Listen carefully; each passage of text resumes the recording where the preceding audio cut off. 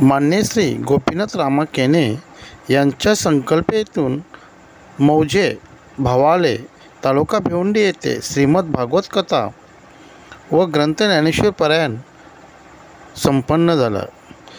तसेच दिनांक 1/11/2025 रोजी गुरुवारी हरिभक्त पारायण चैतन्य महाराज कबीर यांचे काल्याचे कीर्तन करण्यात आले। तसेच या कार्यक्रमात हजारो संख्येने भाविकांची मोठ्या संख्येने उपस्थिती होती। तसेच केने परिवाराने आलेल्या पाहुण्यांचे व मान्यवरांचे शालपुष्पगुच्छ देऊन स्वागत केले। तसेच आपले नम्र हरिभक्त पारायण सरासबाई रामा केने, मान्य श्री भगवान रामा केने, माजी सरपंच उपाध्यक्ष ठाणे जिल्हा ग्रामीण भाजपा, सौ सुनीता भगवान केने, श्री हरिभक्त गोपीनाथ रामा केने साहेब, सौ हरिभक्त ऋताताई गोपीनाथ केने, जिल्हा परिषद सदस्य ठाणे, श्री संजय रामा केने, सौ संगीता संजय केने व समस्त केने परिवार। मित्रांनो, या ठिकाणी गोपीनेश्वरी यांच्या संकल्पनेतून गेले 12 वर्ष, आज ठिकाणी 12 वर्ष सतत आणि सतत कोरोनाच्या काळात देखील न पडता या ठिकाणी सतत आणि आपल्या या विभागातून आज आमनेरला परिसर नाही तर कल्याण तालुका असो, भिवंडी तालुका असो, त्यानंतर वाडा तालुका असो, मुरबाड असो, शहापूर असो, या ठिकाणी सर्व भक्तगण या ठिकाणी आपुलकीने या कार्यक्रमात हजर असतात।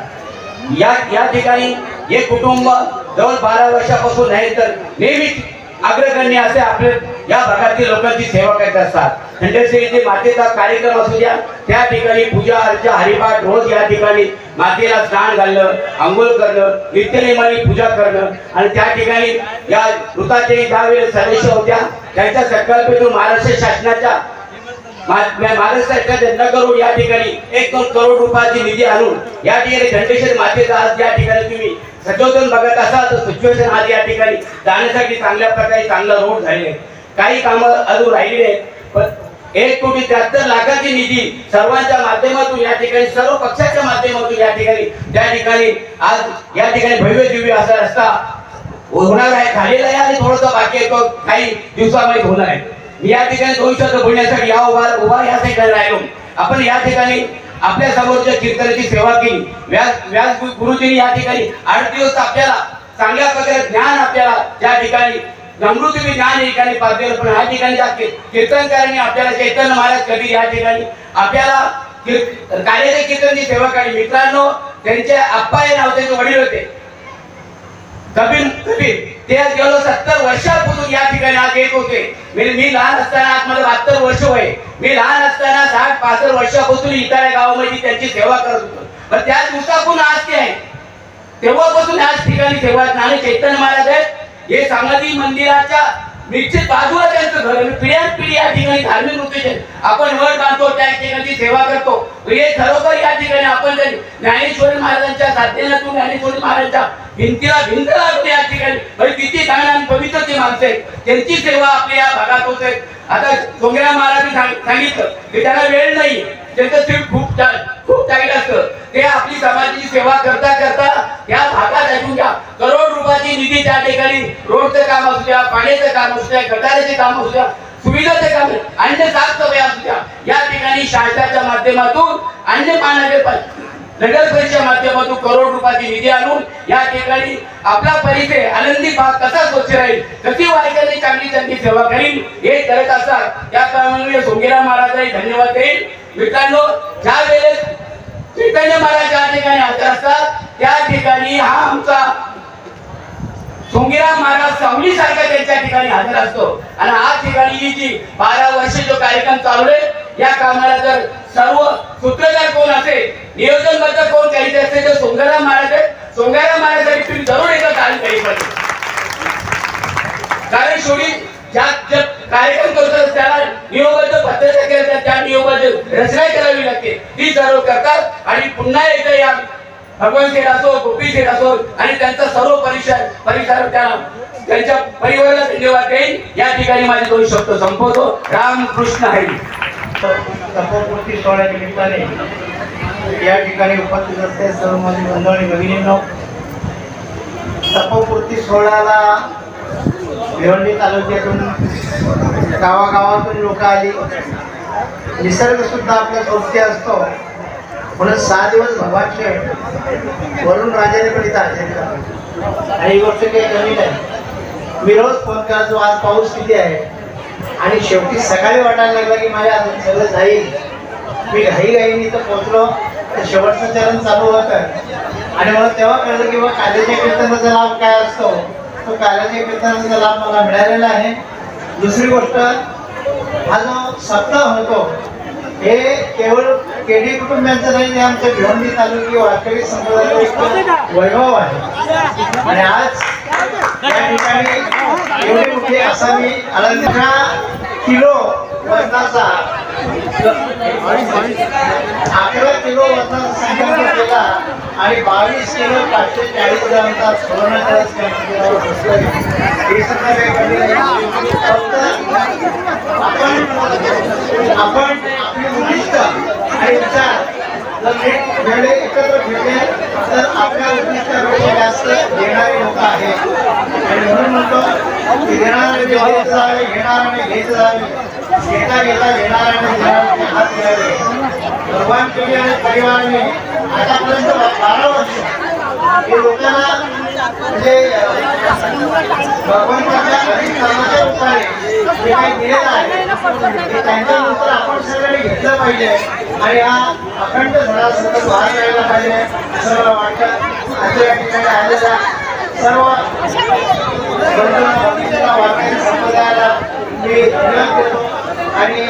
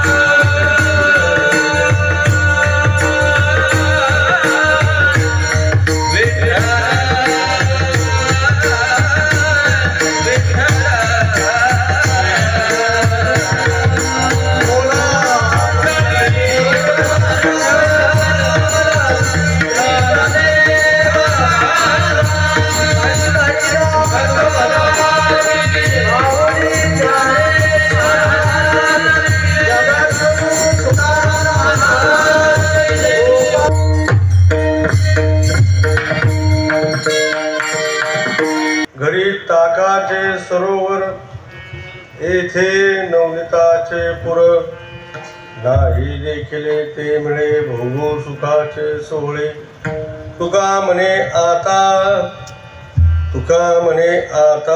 आम्ही नवजो दौडिता नाही देखील ते मिळे भोगू सुखाचे सोहळे विठाला चरणा संतांचे त्यांच्या कृपादाने कथेचा विस्तारू बाबाजी सद्गुरु दास तुका नमो ज्ञानेश्वरा नमो ज्ञानेश्वरा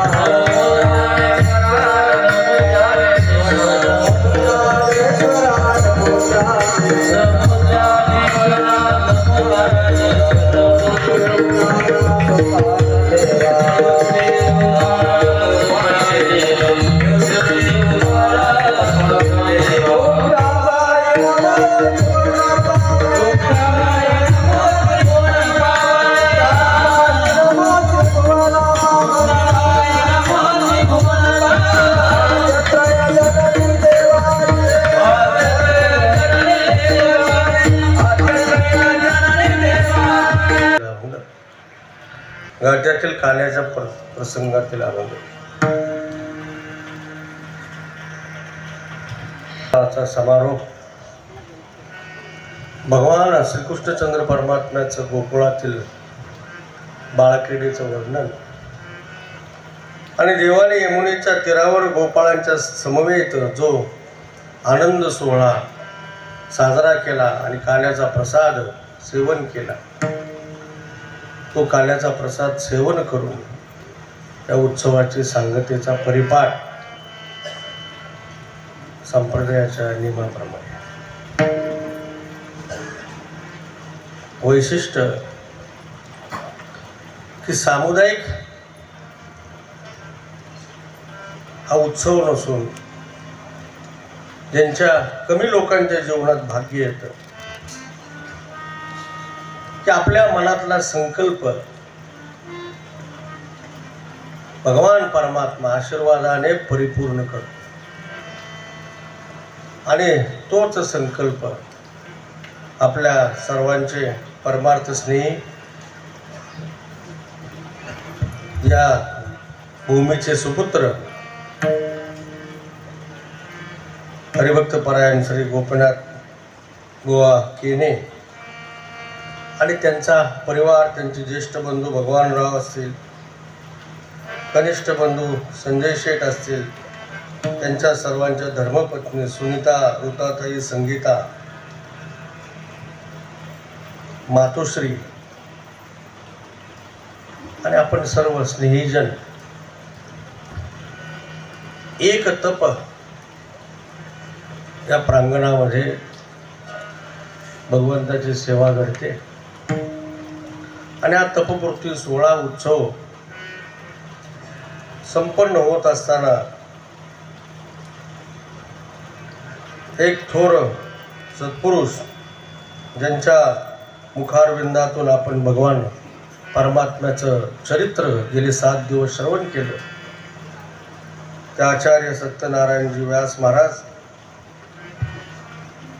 आणि या उत्सवाला प्रारंभापासून ज्यांचा आशीर्वाद मार्गदर्शन लाभलं या परिसरातील आचार्य गुरुवर्य वैकुंठवासी हरिभक्तपरायण रामदास महाराज शेलार आणि आमचे सुहृद सोंगाराम बुवा आणि आपण सर्व धर्मपरायण मंडळी, माणसाच्या जीवनामध्ये संकल्प सोपा आहे, पण प्रभूच्या आशीर्वादाशिवाय तो संकल्प सिद्धीला जातो. म्हणून तुकोबारायांनी पण अभिप्राय दिला, सत्य संकल्पाचा दाता नारायण, सर्व शब्द वापर, सर्व पूर्ण करी म्हणून एक तप सेवा केल्यानंतर ईश्वराचा निश्चित आशीर्वाद लाभतो. म्हणून पुराणामध्ये जरी आपण पाहिलं, गृहबाळाची कथा पाहिली,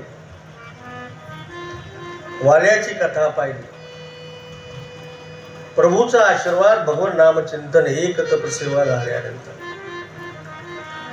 निश्चित प्राप्त होतो. पण तो नियम आपण केला पाहिजे. नियम करत असताना, व्रताचा आधार घेताना या सृष्टीमध्ये विक्षेप पण येतात, पण विक्षेप आल्यानंतर सुद्धा आपलं अंतःकरण, आपली बुद्धी आणि आपलं मन आपण शाबूत ठेवलं. विक्षेप हा केवळ परमार्थात येतो असं नाही, तो व्यवहारात पण येतो. आणि जीवनामध्ये विक्षेपरहित अवस्था जगायची असेल तर देवाचा आणि सद्गुरूचा आणि संतांचा आशीर्वाद लागतो.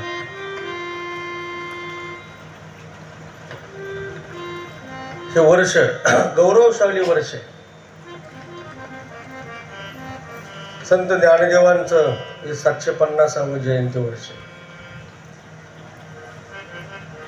श्रावण वद्य अष्टमी इसवी सन 1275 गोकुळाष्टमीच्या दिनी ज्ञानदेव या मृत्यूलोकामध्ये अवताराला आले. 750 वर्षापूर्वी ज्ञानदेवांचा अवतार, त्यांचं प्रागट्य या मृत्यूलोकात झालं.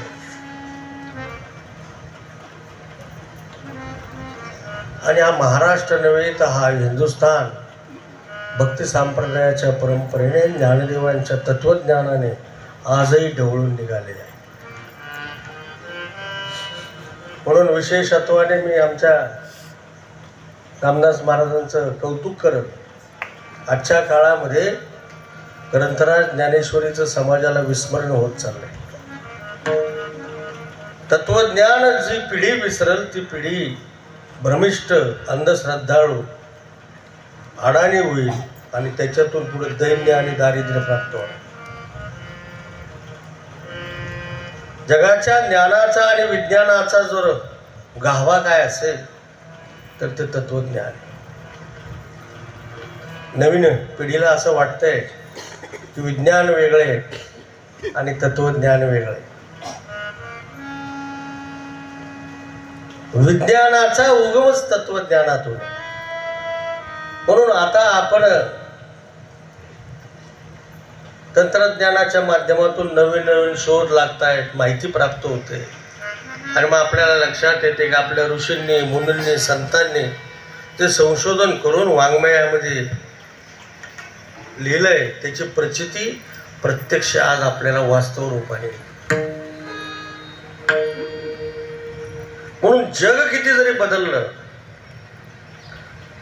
तरी मनुष्याचा आहार विहार बुद्धी मन या गोष्टी शाबूतच राहणार.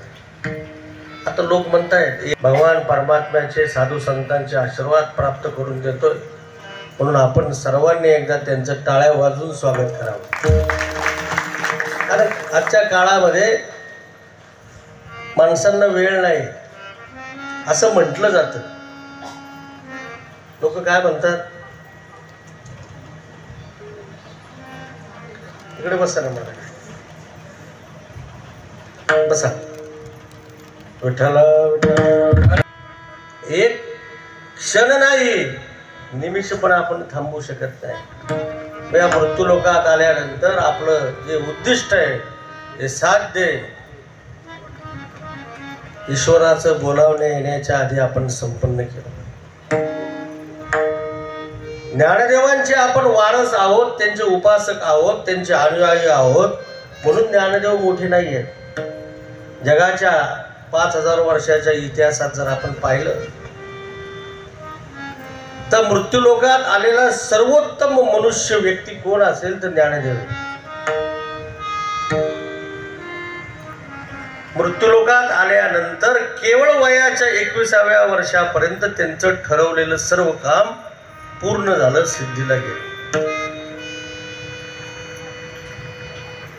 आणि संजीवन समाधिस्थ का झाले तर ते आजच्या भाषेमध्ये सेलिब्रिटी झाले. काय झाले? जिथं जिथं ज्ञानदेव जातील तिथं ज्ञानदेवांनी ज्ञानदेवी मध्ये फार सुंदर ओळखले. झोपताना आठवण ठेवली पाहिजे. मार्गाधारे वर्तावे विश्व हे मोहरे लावावे अलौकिक न व्हावे लोकाप्रती.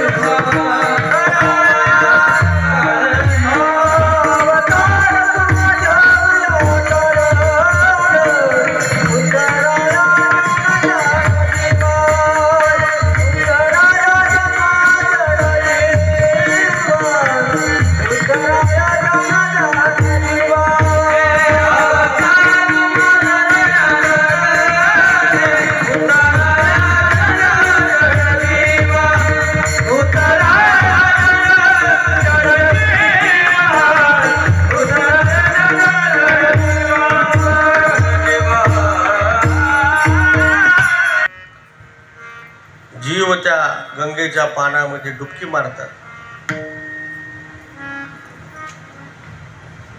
आणि जीवाचं पहिल्यांदा ताप नष्ट होतं आणि तापाचं कारण जे पाप आहे ते ताप पण नष्ट होतं.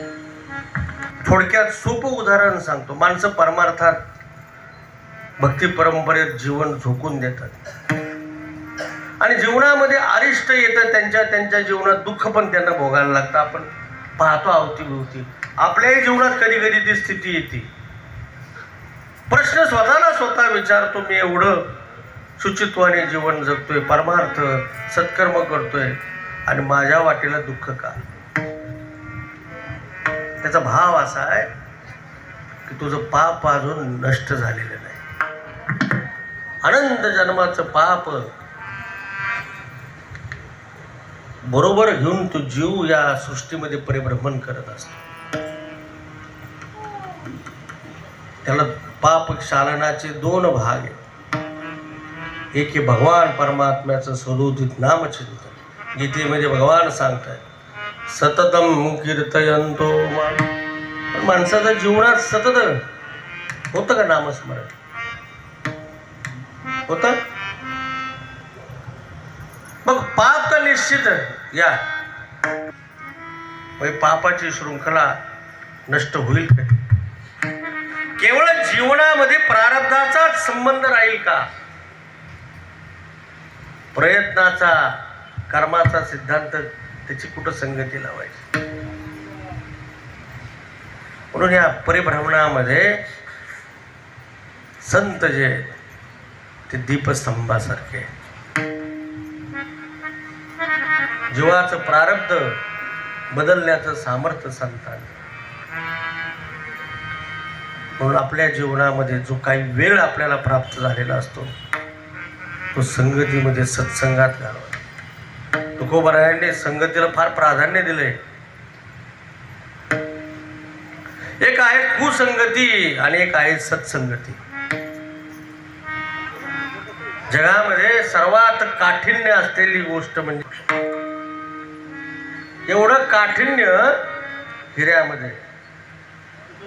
पण असा कठीण असलेला हिरा तुकोबारायांचं निरीक्षण आहे, जर तो ढेकणाच्या संगती झाला तो फुटतो. ढेकणाच्या संगे हिरा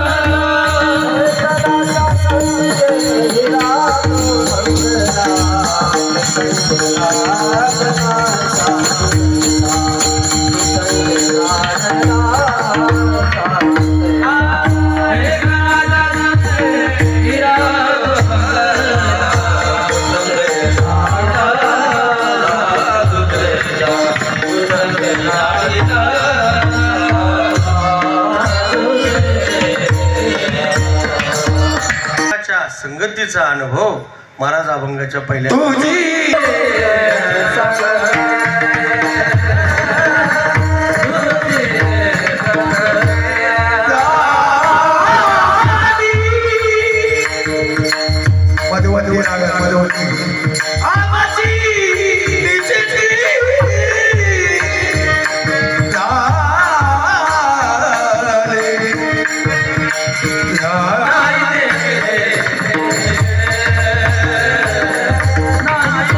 Yeah.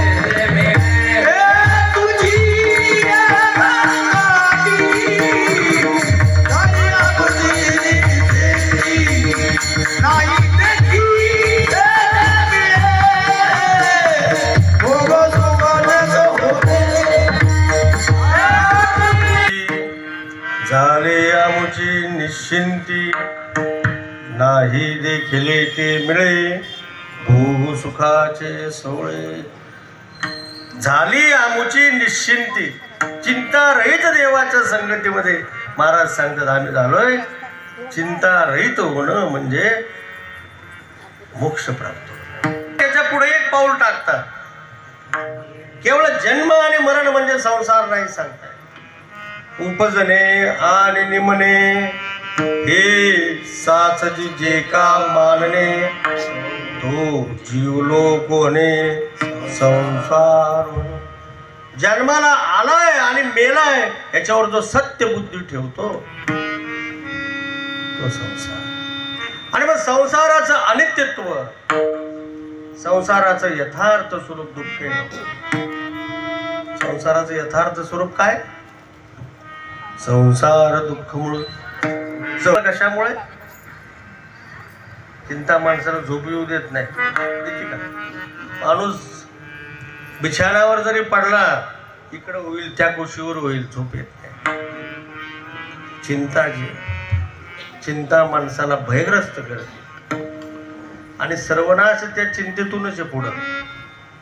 म्हणून चिंता रहित जीवन होणं याचाच अर्थ मोक्ष प्राप्त. म्हणून तुकोबाराय सांगतायत की भगवान परमात्म्याच्या द्वापार युगातील संगतीमध्ये आम्हाला दुःख विसरलो आणि केवळ सुखाची आनंदाची प्राप्ती झाली. चिंतेची निश्चिती झाली. तुझी संगती झाली आमची निश्चिती, नाही देखले ते मिळे भोग सुखाचे सोहळे. तुकोबरायने तुलना केली ते महाराज अभंगाच्या 3ऱ्या चरणात सांगतात.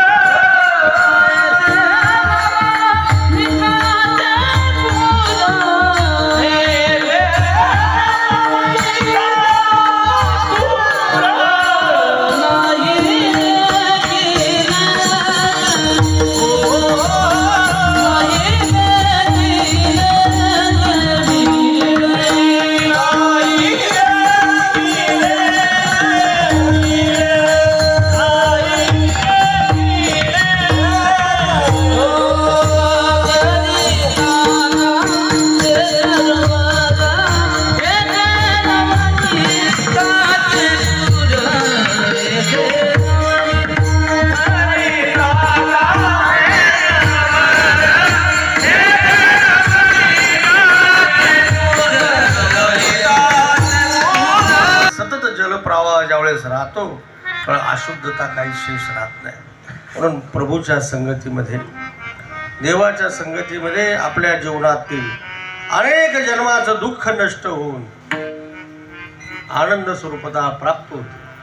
आणि तो अनुभव तुकोबारायांना द्वापार युगात भगवान श्रीकृष्णचंद्र परमात्म्याच्या साक्षीने प्राप्त झाला. आणि तो अनुभव महाराज या ठिकाणी सांगताय.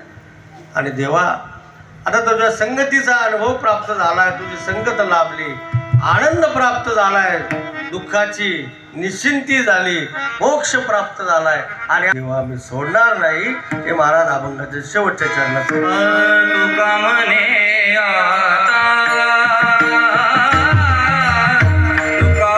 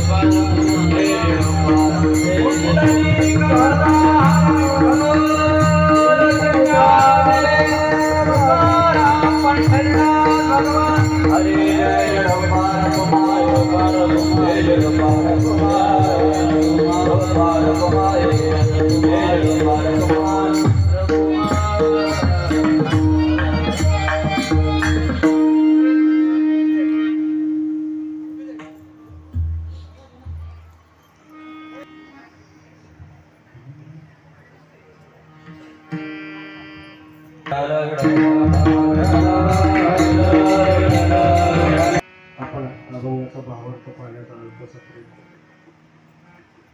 संप्रदायाच्या प्रथा परंपरेप्रमाणे भगवान श्रीकृष्णचंद्र परमात्म्याचं गोकुळातील द्वापार युगातील चरित्र प्रत्येक संतांनी बाळ क्रीडाले. ज्ञानदेवांचे बाळ क्रीडा, संत नामदेव महाराजांनी गाथेमध्ये बाळ क्रीडा लिहिली. नळोबारायांची बाळ क्रीडा आहे, तुकोबारायांची बाळ क्रीडा आहे की मनशांतीसाठी माणसाच्या जीवनात सौख्य शांती समाधान जर प्राप्त करून घ्यायचं असेल तर गोकुळातील देवाचं चरित्र आणि त्याचा उच्चार आवश्यक. गेले 7 दिवस तुम्ही प्रभूचं चरित्र आचार्य व्यासजींच्या अमृतवाणीतून श्रवण. कथा माणसाच्या जीवनातील दुःख नष्ट करते, माणसाला मुक्त करते. मुळी मृत्यूच्या भयाने झाला राजा परीक्षिताला. आगामी 7 दिवसामध्ये तक्षकाचा म्हणजे सर्पाच्या दंशाने मृत्यू होणार आहे हे ऋषींनी भाकीत. जीवनामध्ये सर्वोत्तम भय काय असेल तर मृत्यू. सर्वात मोठं भय काय? मृत्यूची चाहूल जरी लागली तरी तो जीवनातलं सर्वस्व द्यायला तयार होतो. प्रश्न निर्माण झाला, भय झालं. शुभदेवांकडे संतांच्या सद्गुरूच्या शरणागतीमध्ये मनुष्याचं जीवन कृतार्थ होत असतं. स्वातंत्र्य स्त्रियांना परदेशात नाही, अजून नाहीये. तर 13व्या शतकामध्ये जर आपण पाहिलं तर स्त्रियांना आणि शूद्रांना पहिला अधिकार जर कुणी दिला असेल गुरुपदाचा तर संत ज्ञानदेवांनी दिला. झाले ज्या व्यवस्थेने मला त्रास दिलाय तो प्रसंग दुसऱ्याच्या जीवनात येऊ नये याची खबरदारी मी घेतली पाहिजे. आणि या प्रेमाच्या ओटी सर्व वैष्णवांना एकत्र केलं. परंतु तुकोबारायांनी अभिप्राय गोड दिला. विष्णुमय जग वैष्णवांचा धर्म भेदा भेद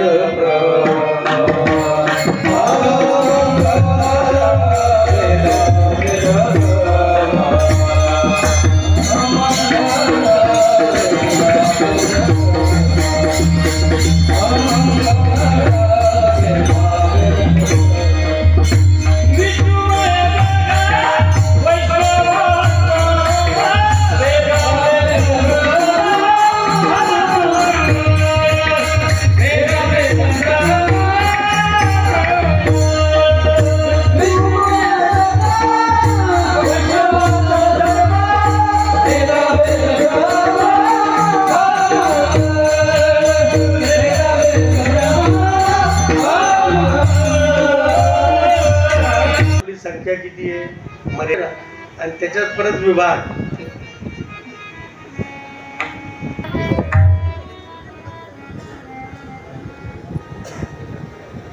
ज्ञानदेव आदर्श दीपस्तंभाचा देवकी मातेच्या कुशीमध्ये प्रकट झाला. साखळदंडाने आपल्या माता पित्यांना बांधलेलं देवाने पाहिलं, पण प्रभूची सत्ता अशी अलौकिक असते. कर्तुम अकर्तुम अन्यथा कर्तुम शक्ती देवाकडे.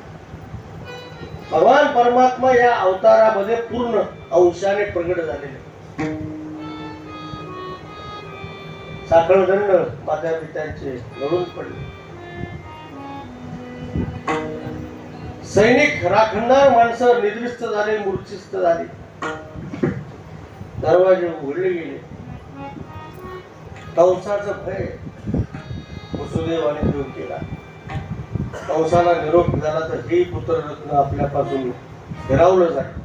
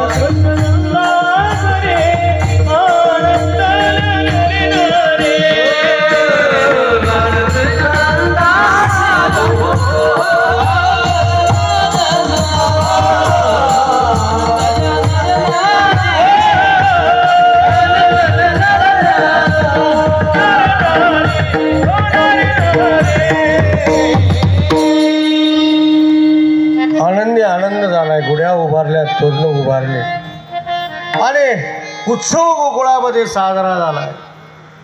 गोकुळामध्ये उत्सव साजरा झाला.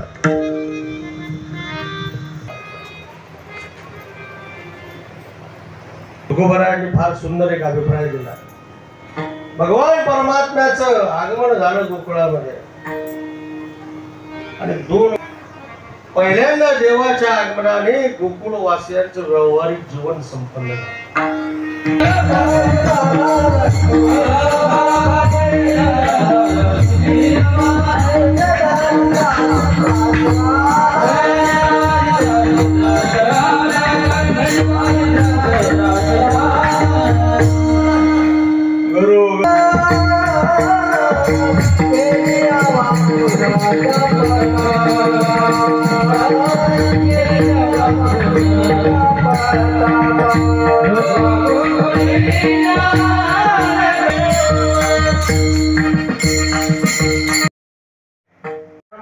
त्यांची शिदोरी उघडली.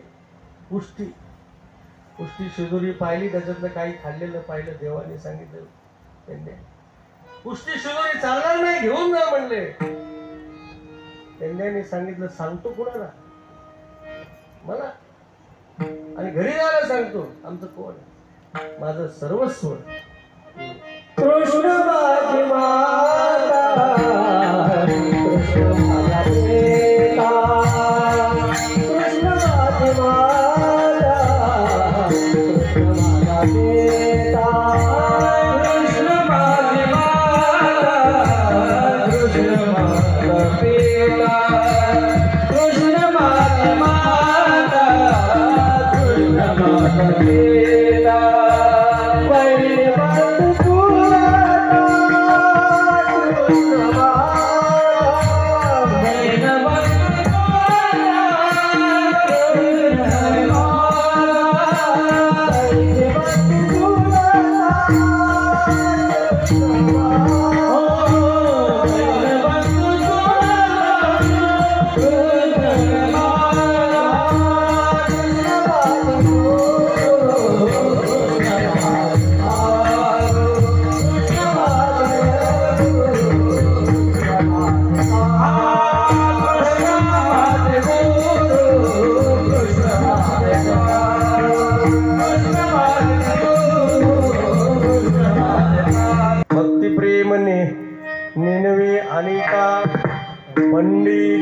वाचका ज्ञानी असे आत्मनिष्ठ जरी झाले जीवनमुक्त तरी त्यासे दुर्लभ ते शब्द ज्ञान असेल, पांडित्य असेल, वाचक असेल, कथाकार असेल, आत्मनिष्ठ असेल, जीवनमुक्त असेल, पण ज्या महिलेने पाटलाने छोट्याशा मुलीवर अत्याचार केला तर त्याचे हात पाय कलम करणारा हा महाराष्ट्र आहे.